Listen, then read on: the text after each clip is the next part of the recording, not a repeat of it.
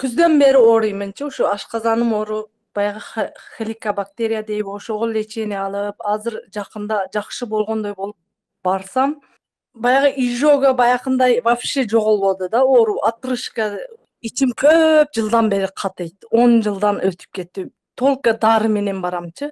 Менин байкоом боюнча негизи бардык оорунун негизи шыпасы бар да. Сизге азыр айтыптыр, эми мунун оорунун шыпасы жок, өмүр бою ушинтип жүрө бересиң, андай мындай депчи. Бирок айыкпай турбайбы, эми ушул бойдон жашап калат турбайбы деп ойлонбоңуз. Үмүтсүз болбоңуз. Себеби любой оорунун решениясы бар. Эми Барыңыздарга салам, урматтуу өзүм врачмын аттуу долбоордун катышуучулары. Сиздер менен атайын бүгүнкү эфирден көрүп турганыма абдан кубанычтамын. Атайын ушул сабаттуулугумду жакшыртайын, ден соолугумду жакшыртайын, үй бүлөмдүн ден соолугун жакшыртайын, деги эле ушул улутубуздун дени сак болуусуна өз салымымды кошоюн деп атайын. Өзүм врачмын аттуу проектке катышып, ай сайын сабаттуулугумду жакшыртайын деп аракет кылып атканыңыздар үчүн сиздерге терең ыраазычылык билдирем. Кудайым буйруса бүгүнкү эфирде сиздердин бардык көйгөйлөрүңүздөрдү угуп, сиздердин суроолоруңуздарга жооп берип, колумдан келген бардык кеңештеримди бергенге аракет жасаймын. Анда эмесе видеонун аягына чейин көрүңүздөр. Видеодо өтө кызыктуу маалыматтар болмокчу. Бул кеңештер менен сиздердин ден соолугуңуздарды дагы да жакшыртканга салымды кошом деген ишеничтемин. Анда эмесе кеттик. Саламатсызбы? Саламатчылык, саламатсызбы, доктор бай. Сизди угуп атабыз. Мен ушу бир суроо берейин деген элем. Мен эми чоң эле аялмынчы, 47 жаштамын. Ушул бир күздөн бери ооруймунчу, ушу ашказаным ооруп, баягы хеликобактерия дейби ошого лечение алып, азыр жакында жакшы болгондой болуп барсам, баягы изжога баягындай вообще жок болбоду да оору. Отрыжка барып текшерип түзсөм, колоноскопия и баягы гастроскопия, ошого түзсөм, скользящий грыжа дейт, анын лечениясы жок дейт. Анан менин ичим көп жылдан бери катыйт. 10 жылдан өтүп кетти. Только дары менен барамчы. Көп врачтарга көрүндүм, проктокологдорго. Анан бир колоноскопия кылып, ошого жөнөтүп барып көрүнсөм, баягындай дейт. Диагноз коюлду. Долхоскима дейби, ушундай дейт. Долхоскима деп, удаленный кишечник дейт. Анын да лечениясы жок дейт. Баягы скользящий грыжа дегендин лечениясы жок. Ушун менен жашоого үйлөнүшүм керек дейт. Мага азырго баягы менен жашаса болот экенин, баягындай диета кармапчы. Бирок баягы ичим катыганы көп кыйнап ататчы. Баягы без дары невозможно. Иногда не помогает вообще, дары дале дейчи, өзүнөн өзүчү. Бир апта ушундай болуп каламчы.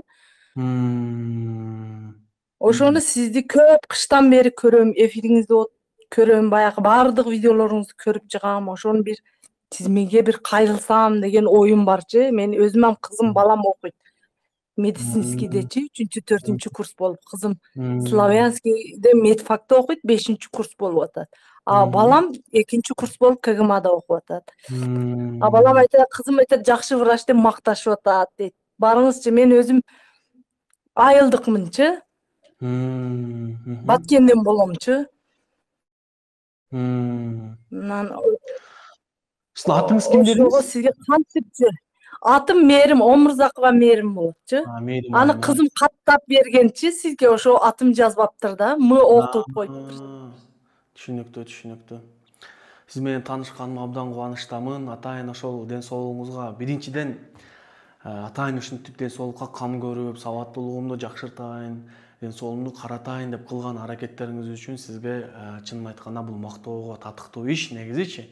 Сиздин жасап аткан бардык ушул нерселериңиз.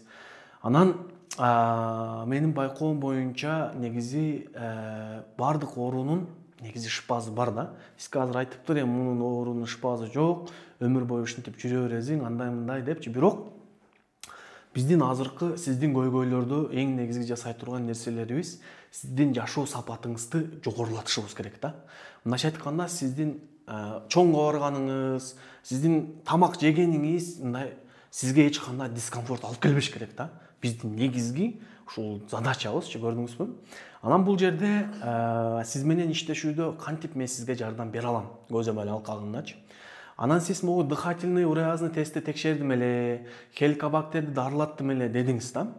Анан ошол баягы дарыларды ичип бүткөндөн кийин дыхательный уреазный тест кайрадан текшердиңизби повторно? Ооба, кайрадан текшердим, Азыр чыкты. хеликобактерия жок дейт, жакшы Азыр чыкты. болупсуң дейт. Бирок ушул баягы скольжающий грижа дейт экен го, аны билбейм кандай оору иш кылып, ал без лечения жок. Аны операция кылса болот, операция кылса 50% жакшы болосуң же жакшы болбостугуңа мүмкүн.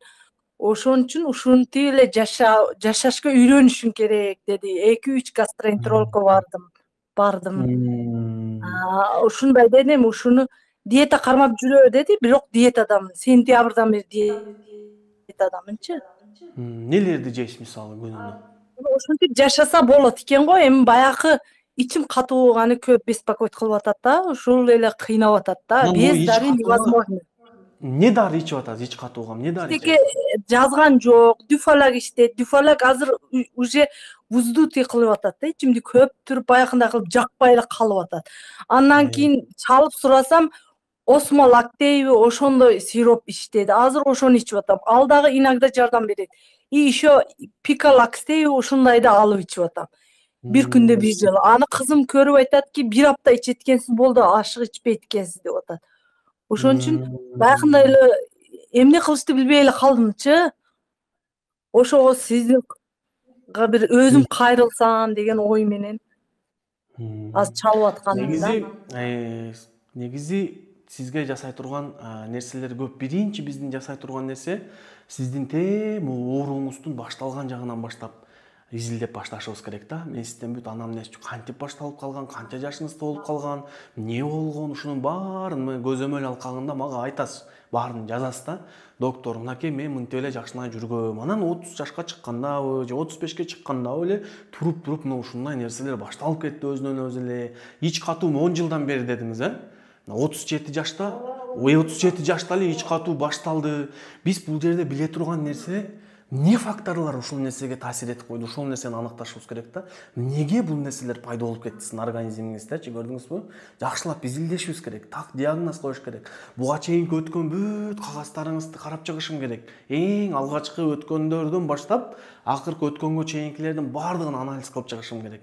Колоноскопияңызды баардыгын көрүп, ошонун негизинде анан кийин текшерилбеген анализдериңизди кошумча текшерип, конкреттүү түрдө вывод кылышыбыз керек. Анан дагы бир фактор бар. Негизи монтип ич кайра ката бергендин айынан, ошонун айынан деле кишечник баягынтип чойлуп калат да, көрдүңүзбү? Постоянный баягы физиологический процесс боло берген. Бул долихостигма деген оору, бул мындай да. Бул негизи генетикалык оору. Жаш балдарда көбүнчө кездешет. Булар төрөлгөндө эле баягы кишечниктери чоң болуп төрөлүшөт да. Анан бирде бир вопрос чыгат. Мисалы сизде 37 жашка чейин ич катуу болбой нормально жашап келген. Анан эле вдруг эле ич катуу башталып кетти. Көрдүңүзбү? Бул жерде ошон үчүн сизде долихостигманын айынан сизде бүт ушундай болуп атат. Эми бул айыкпайт, эчтеке кыла албайсыз деген теорияда бул туура эмес теория да. Мен бул нерсеге кошулбайт элем негизичи. Көрдүңүзбү? Себеби дегенде бул жерде анда сизге 37 жашка чейин ичиңиз катыш керек болчу да. Көрдүңүзбү? Ошон үчүн бул жерде сиздин ушундай абалдардын пайда болуусуна эмне факторлор таасир этти? Балким стрессовый факторлор таасир этти. Себеби могу тамак аш системасына тиешелүү функциональный диспепсический оорулар аябай көп да. Баягы структуралар жакшы эле болуп тура берет, башка болуп тура берет, бирок адам кыйнала берет да, көрдүңүзбү? Нерв системасы менен да кадимкидей байланышы чоң да. Ошон үчүн бүт факторлорду биз изилдеп чыгышыбыз керек. Биринчи очередтечи так билишибиз керек себебин. Мен сизге айтышым керек. Мээрим айы мынакей сиздин көйгөй мына моунун айынан болуп атат. Моуну кетиришибиз керек, муну кетириш керек. Бардык сиздин ушул факторлорду, ушул эки нерсени чакырган баарын жок кылышыбыз керек. Анан уже экинчи биздин этабыбыз сиздин жашоо образыңызды өзгөртүшүбүз керек да. Көрдүңүзбү?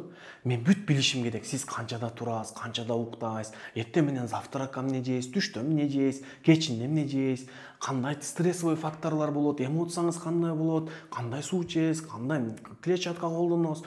Бүт сиздин жашоо образыңызды изилдеш керек 3 ай бою, 3 ай. 3 ай сиз мага күндө дневник жөнөтүп, доктор мынакей мындай болуп атат, тигиндей болуп атат деп тынымсыз жөнөтүп турасыз. Ошол данныйларды бүт изилдөө кылып туруп, систематический деңгээлде уже биз конкрет түрдө дарылоо тактикасын уже иштеп чыгам да, көрдүңүзбү? Мына ошондо биздин жасай турган нерсе так точно мына реалдуу түрдө сизге жардам бере турган нерселер болот да. Анан кийин ушол алкагында сизге реальный операция канчалык керек? Керек болсо кантип жасаш керек? Кайсы ыкма менен жасаганда сиз үчүн пайдалуураак, кайсы менен жасаганда наоборот зыяндуу болуп калат. Көрдүңүзбү?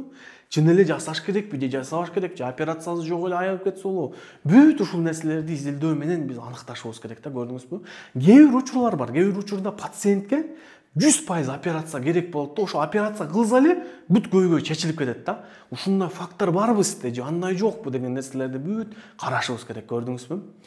Бул жерде неге сиз ушунча гастроэнтерологко алсаңыз да, ушунча проктологко барсаңыз дагы сизге жардам бербей атат?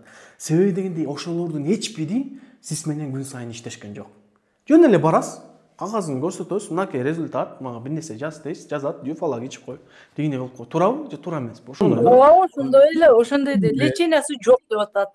Лечение жок, эми кечирип коюңуз. Кишечникти алдырсаңыз дале жакшы болосуз же болбойсуз, гарантия бербейбиз деп атат. Бул негизи бул биринчиден сиздин диагноз пока подозрительный могу коюлган диагноздар. Аны такташ керек конкрет түрдө.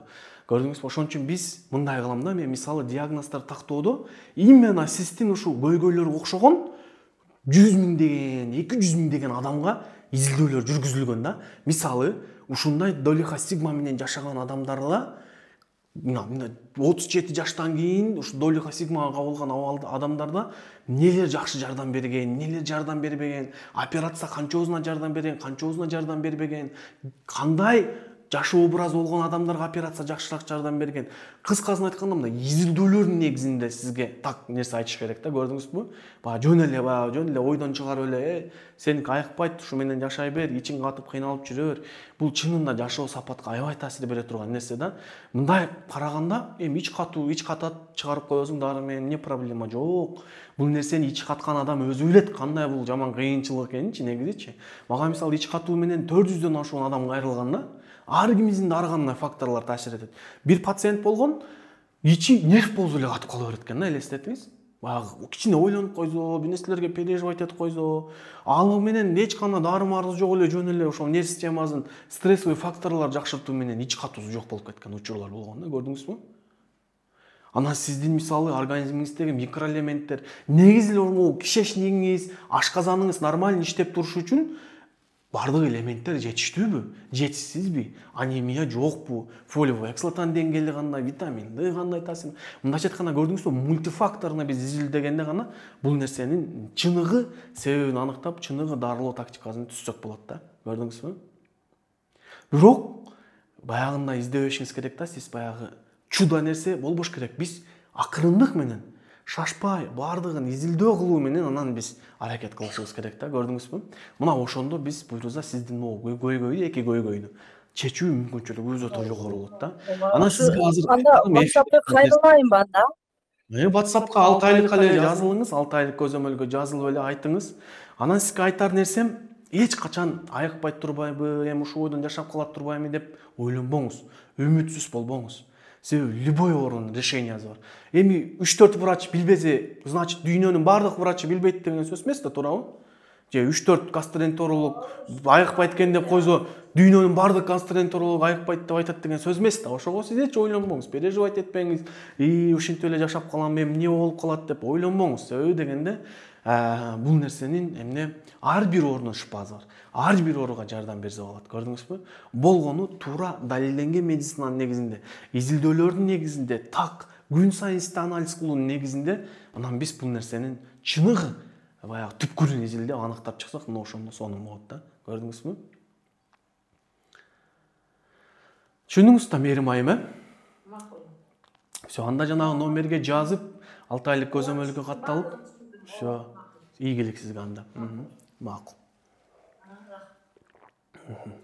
Анда эмесе барыңыздарга ийгилик, өзүм врачмын, долбоорумдагы башка катталуучуларга, жакындарыңыздарга айтып, алардын дагы медициналык сабаттуулугунун жакшы болушуна салым кошуңуздар. Кудайым буйруса, өзүм врачмын долбооруна дагы жаңы сонун нерселер киргизилет, сонун проекттер, сонун сабактарым, сонун лекцияларым бардыгы киргизилет. Ошондуктан мен ойлойм, бул проект Кудайым буйруса биздин улутубуздун ден соолугун жакшырта турган проекттерден болот деген ишеничтемин. Сиздер менен болгон Мембекжан Турабеков. Кийинки эфирлерден көрүшкөнчө аманыкта туруңуздар.